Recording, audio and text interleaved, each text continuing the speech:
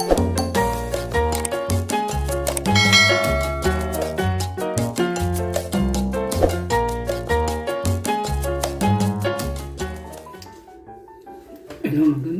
hapon sa inyong mga kapraw.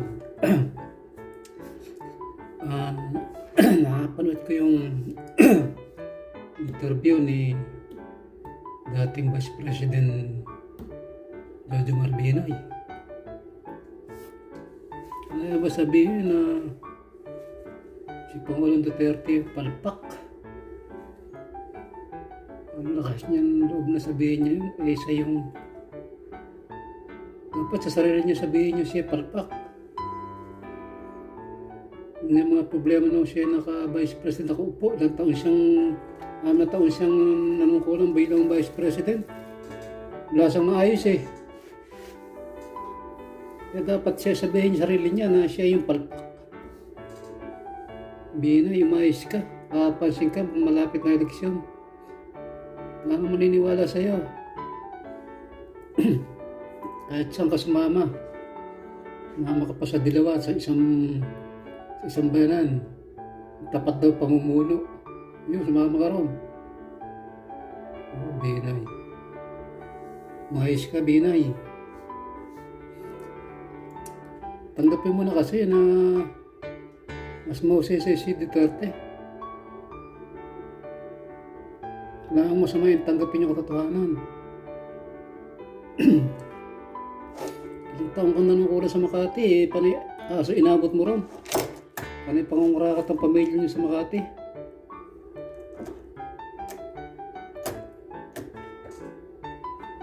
Oh, Binay. Naiiling ako sa'yo, Binay. Kung palpak si Duterte, mas palpak ka ron.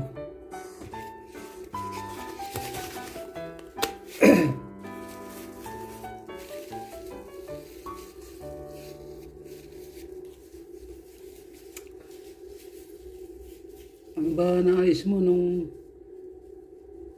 nanungkulang ka? Vice President, 6 na taon. Parehong-pareho kayo ni Abnoy. Panay kagaguhan lang ganawa niya sa bansang Pilipinas. Ngayon si Abnoy, ano ba nagawa nun? Si Duterte, hindi pa natatapos ang term. Napakarami ng project na nagawa. Eh kayo, ano nagawa nyo? Tapos ang term nyo, wala.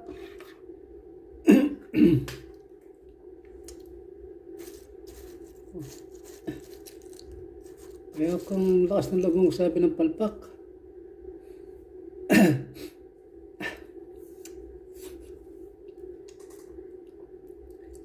No. Naiiling ako sa Ibina, wala akong masabi sa iyo. Kung malapit na eleksyon, papansin ka. Sino papansin sa? Wala na papansin sa iyo, wala na maniniwala sa iyo. Siguro pamilya mo lang maniniwala sa iyo. Ako sa Makati, kung marami naniniwala sa iyo dyan, di dyan ka na sa Makati, pero sa labang ka presidente, malabo ka.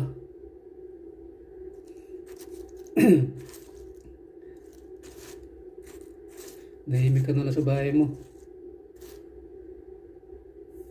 Tagal-tagal na nahimik, bigla kang susulpot, papa-interview ka. Sabihin mo si Duterte palpak. May na yan. Lakas ng loob mo magsabi ng palpak. Mas palpak ka rin eh.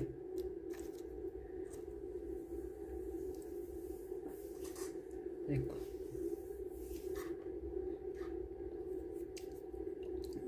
Binay. Ako, Binay. Hanggang sinisiraan mo sa Duterte, lalo kang nababaon. Mas mabuti pa gumawa ka ng sarili mong diskarte. Kayo mga kalaban ni mga oposisyon, hanggang sinisiraan nyo sa Duterte, lalo kayong bumabaho. Yung tanim nyo sa utak nyo. Kaya mabuti pa, gumawa kayo ng sarili nyong gimmick. Huwag na kayong maninira. Kung palpak sa Duterte, ba't mataas ang rating?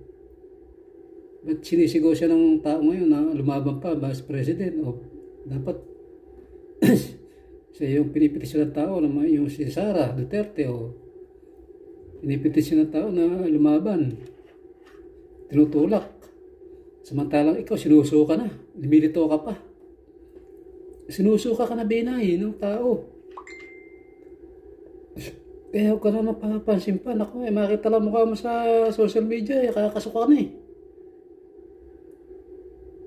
Tapos sasabihin mo, palpak.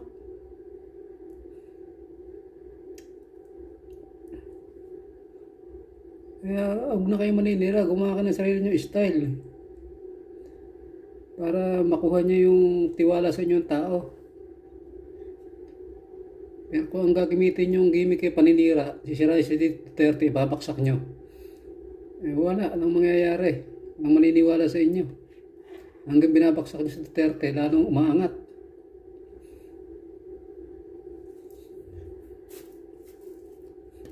Kaya kung gusto mo lalong matalo, gawin mong isama mo si Trillanes. Gawin mong vice president. O kaya ikaw vice president, Trillanes ang presidente, ikaw ang vice. Ayun, lalo kayong malulugmok, lalo kayong mababaw sa kumunoy.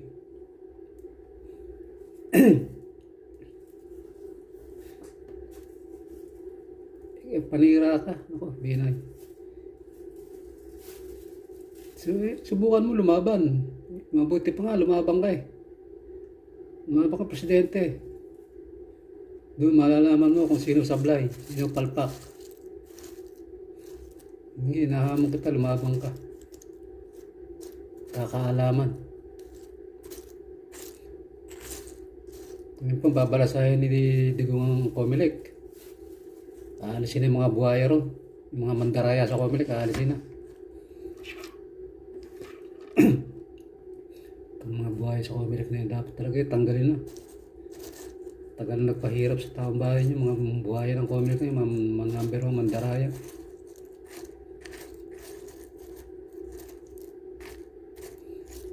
Total na yung malayo pa eleksyon, mga santong pamahigit. Sige. Kahit kumayad kayo na mabuti, siraan nyo si Digong. Hanggang sinisiraan nyo yun, lalong bumabangis, lalong umaangat. Kayo mabaksak, kayo naninira, kayo mabaksak. Yan ang totoo niyan. Lalo kami mga OFW. Nak, binay. Suka na kami sa mukha mo. Mabuti pa ako nang lilitaw sa social media. Kahit sa TV, social media ako nang lilitaw. Nako, nakakasira ka ng araw.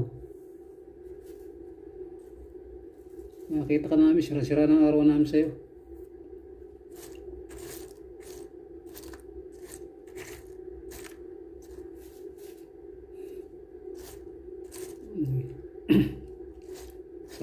Sumama ka na, mamili ka na mga kasama mo. Sumama ka kay... Sino kaya mga kasama mo? Ala, kahit sino kasama mo, pare-pares naman kayong inodoro box sa kanyo. Kung lumabang kayo. Grado, plus kayo sa inodoro.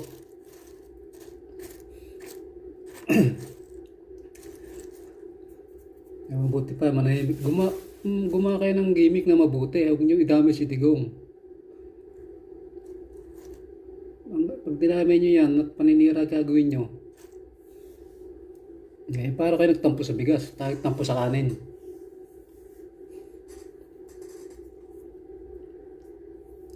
Yun yan, gusto namin. Siraan si Digong. Siraan nyo. Para lalo kayong bumaksak. Naman kasi alam nyo manira eh. Idilat mo kasi mata mo o ayaw mo na tingnan yung mga project ni Digong, ayaw mo tingnan.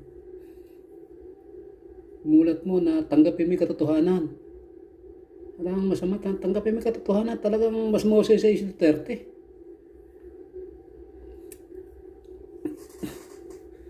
Hindi mo masama, tanggapin yung katotohanan. Hindi kabuwasan sa pagkalalaki yun.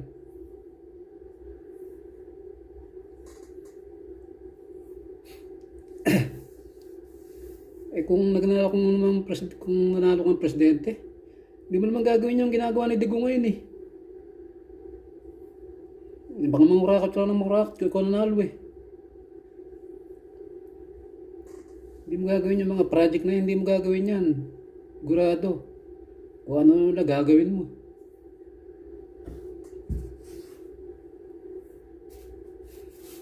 Kasi ilang taong ka lang nanungkulan, alam mo na, diskarte. Kaya kung nanalo ka ba, yung ABS-CBN na yan, napapasarado mo.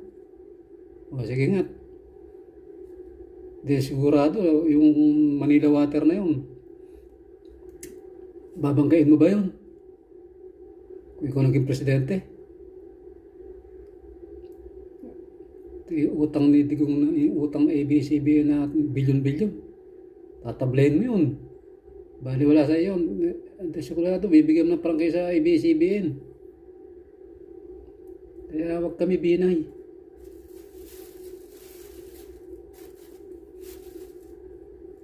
Yun yung tanimbala sa airport. Sana, di mo na solusyonan eh. Yung bukas na, yung mga bukas kahon ng OFW. Malbayang box. Hindi mo na solusyonan yun eh. Bakit nung si Duterte na upo? Sandali lang, wala. Sa makatwid, taong gobyerno na gumagawa nun. Hindi pasahero ang nagdadalang bala. Tinataniman ng bala. Ayan, natawag tanim bala. Kasi kung pasahero yun, hanggang ngayon, meron yun. Ito mo, nung mawala nung mga pusidigong. Papakain sa kadla bala. Di natakot. Wala. Yung balikbayan bus, yung bayak tax, wala na. Hindi na binubuksan.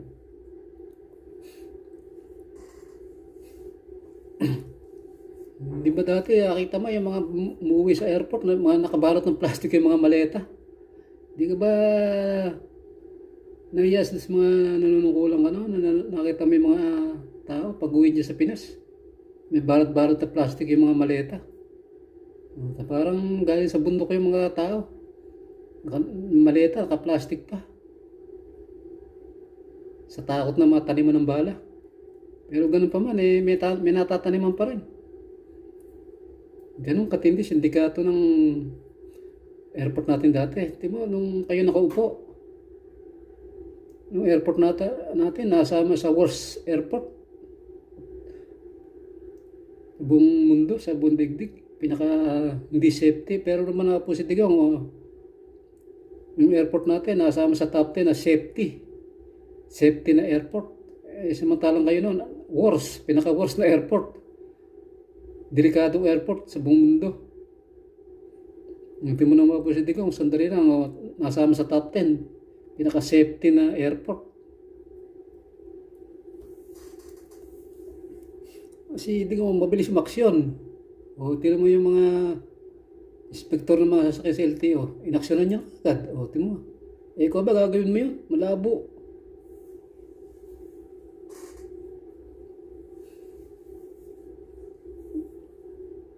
Maaring si Digong may nagawang hindi tama.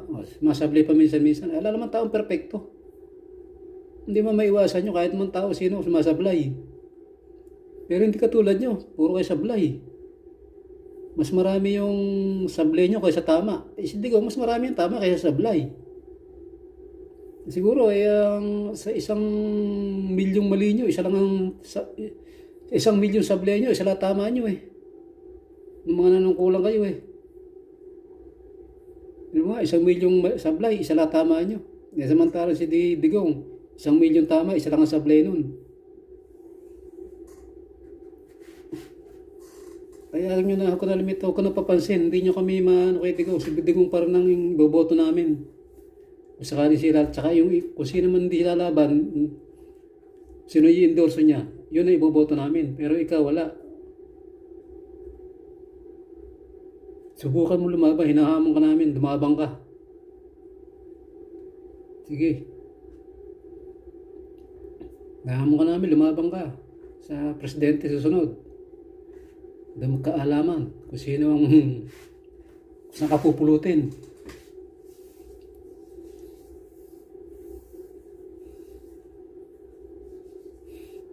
Sige na mga kaprod, di ko lang matiis na hindi sagutin si Pinoy na sabihin na palpak si Digong eh.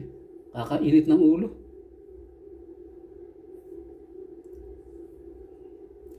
Di ba, i-bash nyo ako sa mga suporta ni Binay. Sige, i-bash nyo ako. Pero ako talagang kay Digong pa rin ako hanggang ngayon. Hindi mawala suporta ko sa kanya. Kasi nakita ko naman yung malasakit niya at mga ginagawa niya. Hindi nagawa nung nakaraang presidente yun. Ilang taon yung presidente. Ilang nagdaang presidente, hala. Buhat na mawala si Marcos eh. Wala namang nangyari sa Pilipinas eh. Nung maapula si Digong ngayon, medyo umahon ang mangat-angat ng Pilipinas. Wala eh, mula kay Cory hanggang kay Pinoy. Wala man lang nagawang project yung mga ano na yun eh. Mga nakaraang presidente. Pangungurakot lagi naman eh. Yun ang natawag na palpak. Sila yung palpak. Kasama ka na doon Binay. Kung ginawa lang ng nakaraang presidente yung mga ginawa ni Digong ngayon, ako hindi napakaulad ng Pilipinas. Baka yung mga yung kalahati ng OFW mag-uwi na sa Pinas. Ilan yung naging presidente mula kay Cory, Ramos, Erap, si Arroyo, bali 2 term yun eh. Dahil inagawa niya kay Erap yung kamus kalahati ng posisyon termino. Bali 2 termino siya. Paano nagawa nang pumunta dito sa Russia yun eh, nangako lang. Meron kakaroon na ng direct flight, Philippine to Russia. Sa awa ng Diyos. Tapos ang term, 2 term, wala namang nangyari sa pangako. Tapos yung gabinete niya si Inares, nagsaka sa Metro Manila. Yung mga pondo ng abono eh.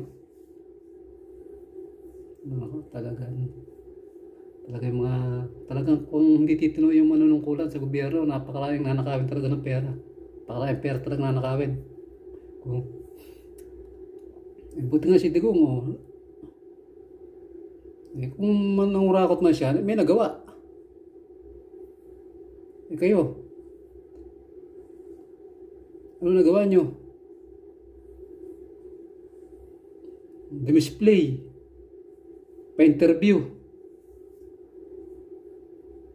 sa media. Yung mga media na yan, kakampi nyo naman.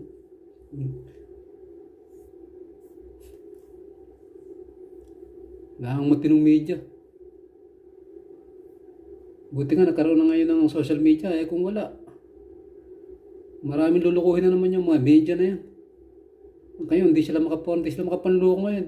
Kaya lang si Marcos napatalsik dahil sa kagagawa ng mga... kasama ka nga pala Binedo sa pagpapatalsik kay Marcos eh.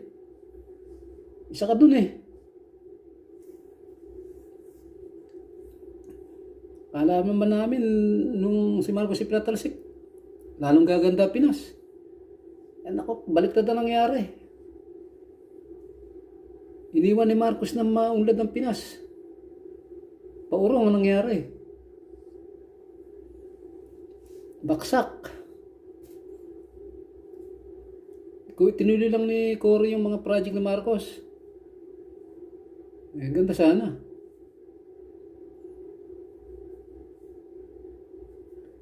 Isipin mo yung mga taga-Thailand dito nag-aaral magandang bigas. Parami ng binhi ng palay dito nag-aaral sa Pinas. Ngayon tayo pa nag-e-export ng bigas doon sa kanila. Ano nangyari? Dahil yan. Hindi tinuloy ni Cory yung mga ayaw ituloy. Kung mo kalaban, pinagbebenta yung ari ng pag-aari ng Pilipinas. Pina-private lahat. Yun, nagmahal na lahat ng mga kuryente, ng balang tubig. Pagagawa ng mga kayo niya.